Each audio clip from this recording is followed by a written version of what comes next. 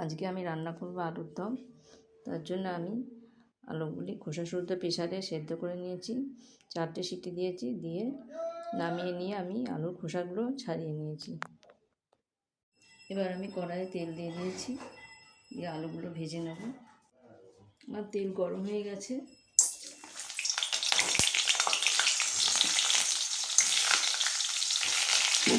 আলুগুলো দিয়ে ভেজে নিচ্ছি। আমি আলুকে সেদ্ধ করার সময় লবণ আর হলুদ অল্প দিয়েছিলাম, আর একটু হলুদ ও লবণ দেবো।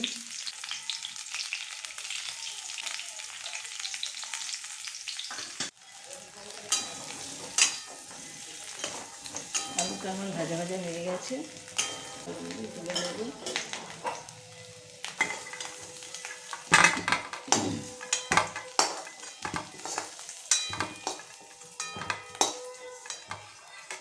এবার একটু তেল দেবো,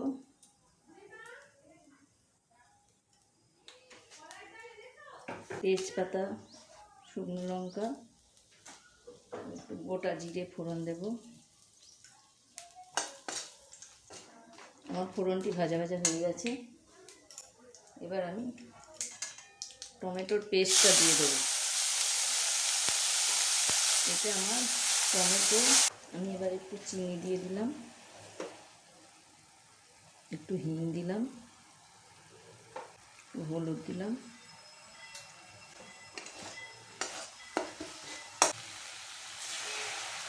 জল দিলাম। এবার আমি আলুগুলো দিয়ে দিলাম।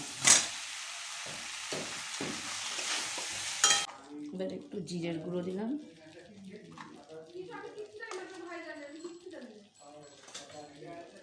এক চামচ ধনের গুঁড়ো দিলাম,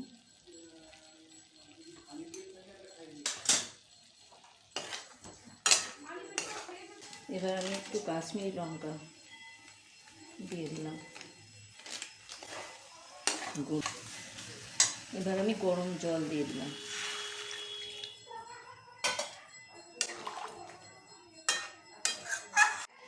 এবার আমি লবণ দিয়ে দিচ্ছি, লবণটা যে যার স্বাদ মতো দেবেন।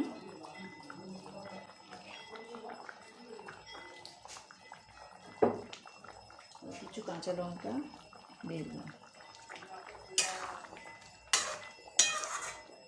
আমি এটা কাঁচা লঙ্কা দিয়েই রান্না করছি, সম্পূর্ণ নিরামিষ। আমি শুকনো লঙ্কা দিইনি। আমার রান্নাটি হয়ে গেছে। আমি গরম মশলা, জিরে আর ধনে গুঁড়ো করে রেখেছি, ওটা দিয়ে দিলাম।